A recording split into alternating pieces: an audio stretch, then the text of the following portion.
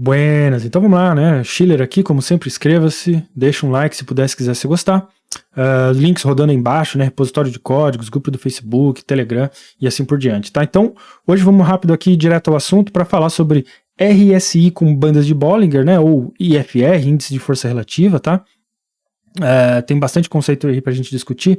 Foi algo que acho que surgiu lá na nossa live também, numa das lives que a gente fez aí recentemente, né, que era a combinação desses dois tipos de estudo, né, porque tem diferenças fundamentais entre eles aí, que a gente vai ver no decorrer do vídeo aqui, né, e como que a gente pode fazer para combinar essas duas formas de analisar o preço, tá? Então, bandas de Bollinger especificamente, eu tenho uma playlist só falando sobre ela, tá? Então tenho toda a lógica do algoritmo, né? Até backtest, plotagem, coloração, né? O modelo fecha fora, fecha dentro, enfim. Eu não vou voltar em tantos detalhes, mas para fazer uma recapitulação rápida, para ficar aqui um conteúdo mais completo, né? A gente vai relembrar aqui uma banda de Bollinger, e veja que estou plotando aqui a banda de Bollinger nativa, nada mais é do que uma média. Vamos fazer assim, ó, vamos puxar um pouquinho só para cá para a gente ter mais espaço, né? É uma média central, então vamos por aqui, ó, uma média móvel aritmética, tá? Por padrão de 20 períodos do preço de fechamento.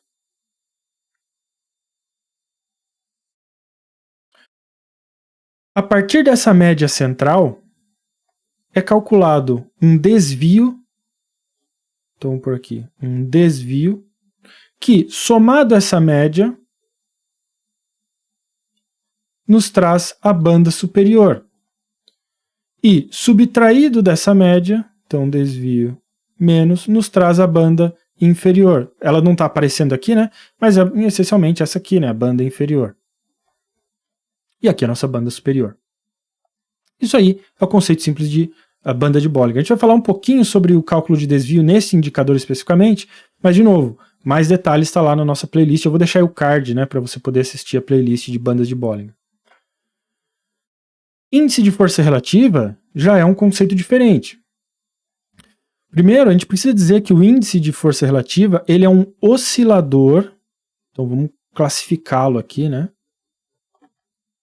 de momento. O que isso quer dizer? Momento, tá? Indicadores de momento que você vai ouvir, né? Esses indicadores eles determinam a força do preço. Então vamos por aqui, ó, RS, claro, né, gente? Estou falando preço aqui, colocando o real, mas é qualquer que seja a unidade que mede aquele ativo, né? Por exemplo, no índice a gente trata de pontos, né? Dólar, a gente trata de pontos e não real. Mas o conceito, a ideia é a mesma, né? E como que eles fazem isso? Eles fazem isso calculando a taxa, então vamos colocar aqui, taxa de variação, então vamos pôr só a taxa de VAR deste preço, do preço. Agora, o RSI, como que o RSI faz isso especificamente? Porque esse é o conceito mais genérico de indicadores de momento, tá? Mas como que o índice de força relativa especificamente faz isso, né? Primeira coisa que ele faz é determinar esses momentos, observando aqui, né, o que está acontecendo com o preço de fechamento em relação ao preço de fechamento anterior. Então, a primeira coisa que ele faz é pegar o preço de fechamento atual, subtrair do fechamento anterior, e se esse resultado for maior que zero, ele vai armazenar este valor. Então vamos por assim, ele vai armazenar este valor numa variável que eu vou chamar de A, para representar que seria, né, um momento de alta. Quando isso está ocorrendo, né, quando esse preço de fechamento atual for maior que o preço de fechamento anterior, né, portanto essa subtração é um valor positivo, né, o que ele faz inversamente na nossa variável B, que é para determinar, vamos dizer aqui, de um momento de baixa, é armazenar o valor zero. Beleza? Quando é o contrário, é o preço de fechamento anterior que é maior que o preço de fechamento atual, portanto, a subtração do preço do fechamento anterior menos o fechamento atual agora é maior que zero, o que ele faz é armazenar este valor na nossa variável B, representando um momento de baixa. E, obviamente, inversamente, no nosso movimento de alta, ele armazena 0.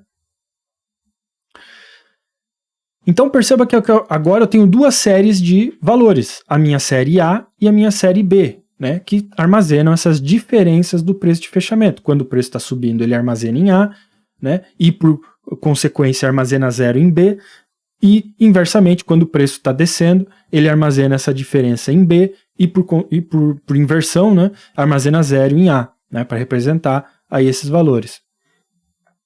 O próximo passo, então, é calcular o que de fato seria, né, esse força relativa, esse relative strength, né, que é aplicar uma média móvel exponencial de 14 períodos por padrão, né, normalmente usado 14 períodos, dessa série de A, dessa série de valores A, né, essa diferença entre preço de fechamento e o fechamento anterior, dividido pela média móvel exponencial também de 14 períodos da série de B, dos preços ou das variações de preços de baixa. Esse resultado ainda não é o nosso indicador RSI. Para isso, né, para chegar no RSI, um conceito matemático é aplicado, e aí é um conceito aqui simples de 100 menos, por aqui, 100 divididos por 1 mais o RS, que foi o valor calculado.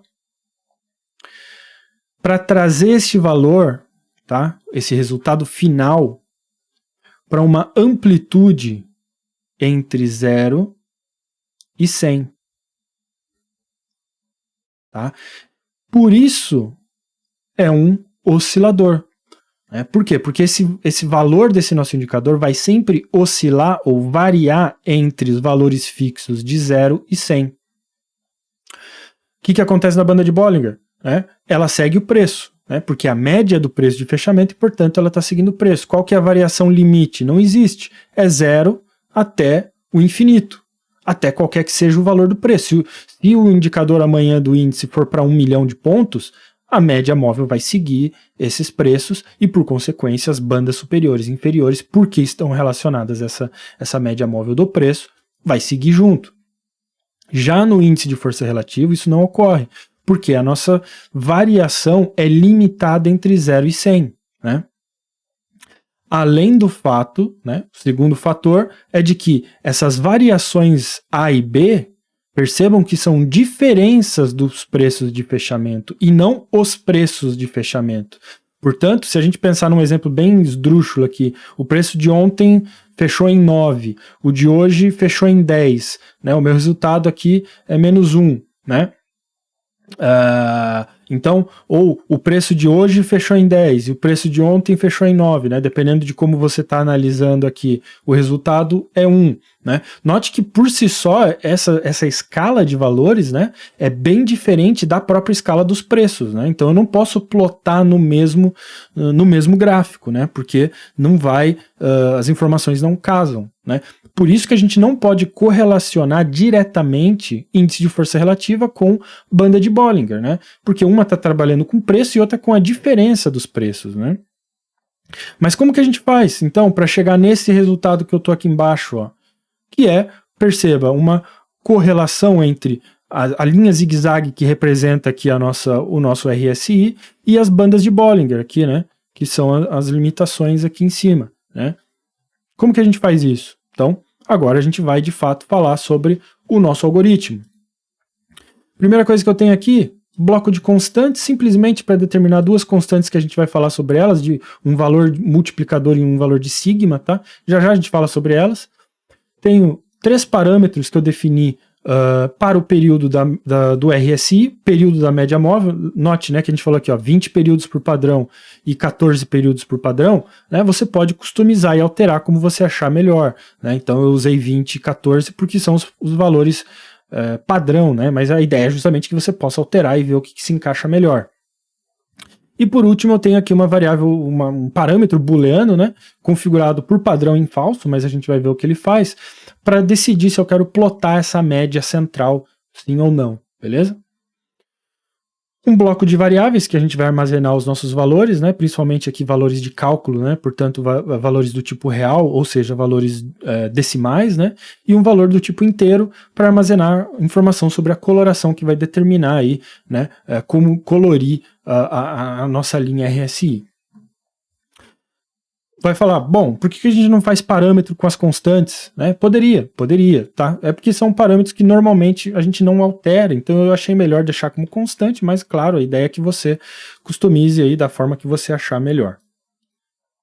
Então vamos baixar aqui, para a gente ver o escopo principal do nosso código, né? Aqui a gente tem as palavras início e fim, né? E tudo que está aqui dentro desse bloco geral aqui, né? Esse bloco, escopo global, que é o termo que a gente usa, né? Faz parte aí da nossa execução, do nosso indicador. Primeira coisa que a gente vai fazer é calcular justamente, né, o valor do RSI. A gente acabou de discutir como que isso é feito matematicamente, mas a gente não precisa fazer nada disso porque já tem uma função nativa que retorna esse valor para nós. Perceba que são dois parâmetros, o período que a gente conversou e que no momento a gente determinou como o parâmetro período RSI, né, no nosso código, e um segundo parâmetro tipo, né, que eu configurei como 0, que representa, se a gente observar o indicador nativo, a configuração de tipo que você pode fazer, onde 0 representaria a configuração clássica e 1 a configuração simples. Poderia criar mais um parâmetro para o usuário determinar isso também? Fica a seu critério. Pode fazer sim. Eu achei melhor determinar no código para não ficar também um indicador cheio de parâmetros e aquela coisa toda, né? A gente calcula então, né, na verdade a função RSI calcula esse valor do nosso indicador RSI e a gente armazena na variável aqui VRSI, beleza?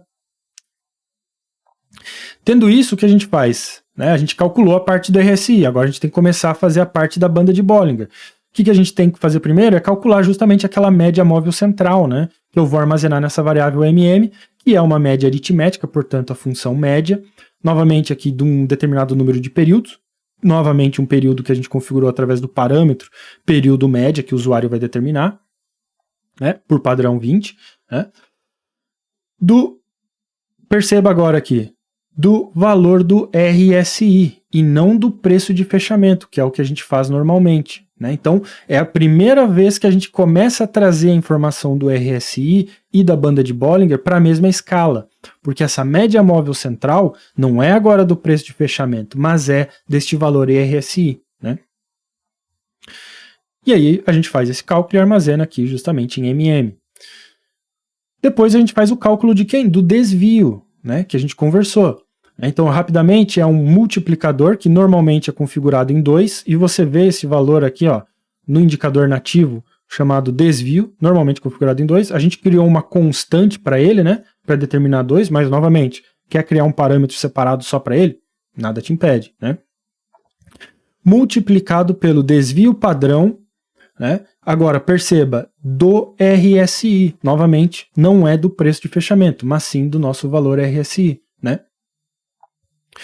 E para um determinado número de períodos, que é o mesmo período configurado para a banda de Bollinger, por padrão 20, mas que o usuário pode alterar mexendo lá no período média, no parâmetro, né? Mais detalhes sobre essa ideia de desvio, né? Novamente, lá onde a gente fala sobre bandas de Bollinger especificamente, mas você começa a perceber, agora que a gente está lidando com informações, né, da banda de Bollinger, mas usando os valores do RSI. Então, o que você poderia fazer? E se RSI fosse um outro indicador, um estocástico, sei lá, poderia ser bandas de Bollinger de um estocástico. Então, perceba que aqui é onde a gente está fazendo a correlação desses dois indicadores, né? Trazendo ambos para a mesma escala, né? Uma vez que eu tenho todos esses valores agora determinados, aqui para a minha banda de Bollinger e aqui, né, para o meu RSI, eu posso começar a trabalhar com as plotagens, né? Primeira coisa que eu faço é determinar as bandas superiores e inferiores dessa minha plotagem, onde, note, eu uso a média móvel como o meu valor de referência central, que é o valor que a gente calculou aqui, onde eu somo esse desvio que a gente calculou aqui também, né, para encontrar o que está aqui embaixo, a nossa banda superior. né? Ou vou até usar o mesmo nome da variável que a gente definiu ali, né? Sup. E o mesmo a gente faz para banda inferior. Na variável inf é o mesmo mm, porém menos, né, o mesmo desvio que a gente acabou de ver. Então, aqui embaixo está o nosso inf, né, nossa banda inferior.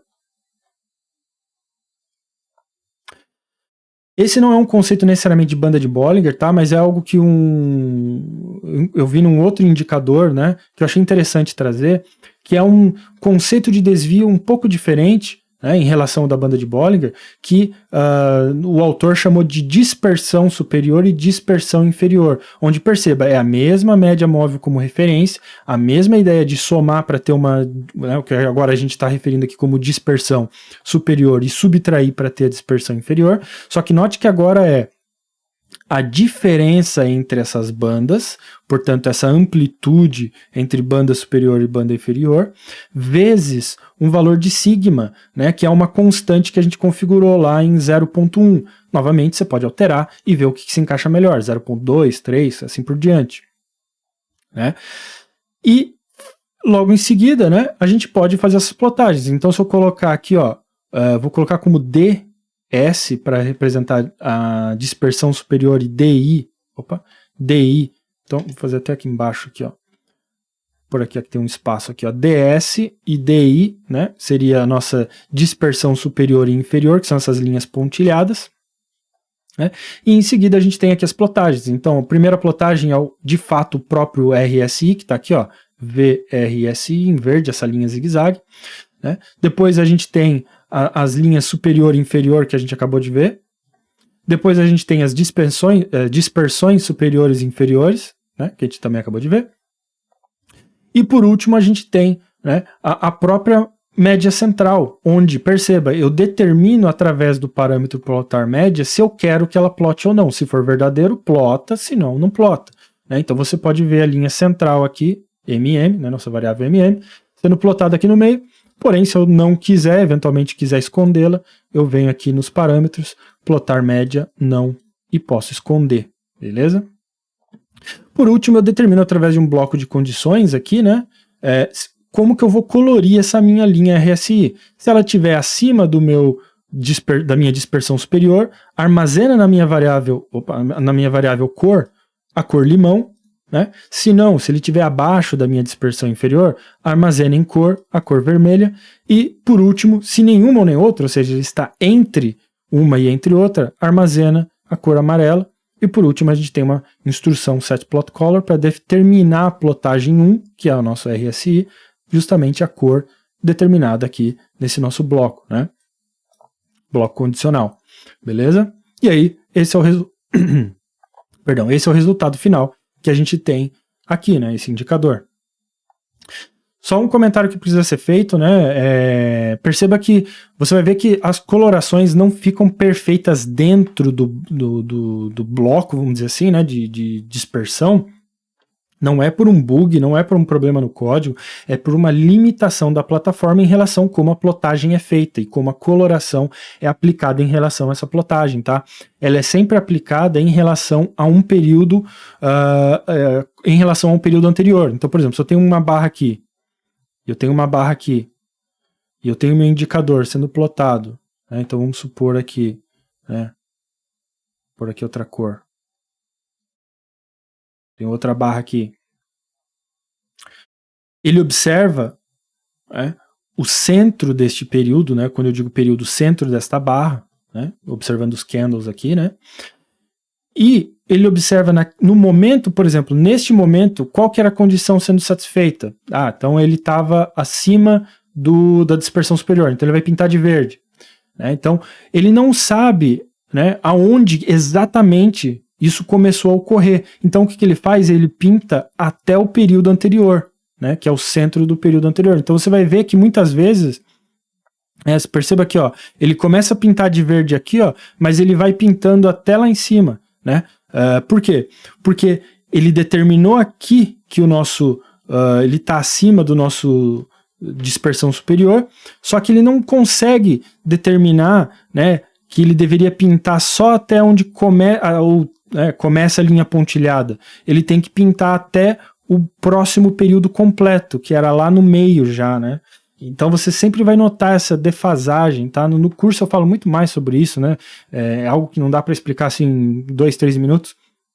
Mas o ponto só que eu quero que fique claro é que isso não é um bug, tá? Muitas vezes as pessoas acham que é um bug ou um erro, né? É simplesmente uma limitação da ferramenta no momento, tá? Então, talvez poderia ser implementado aí pela Nelogica, mas no momento você não pode controlar exatamente onde começa ou termina uma coloração, uma plotagem. É sempre em relação ao meio de um período, né? O meio de uma barra até a próxima, tá? Então é assim que a gente faz plotagem e coloração no Profit no momento, beleza?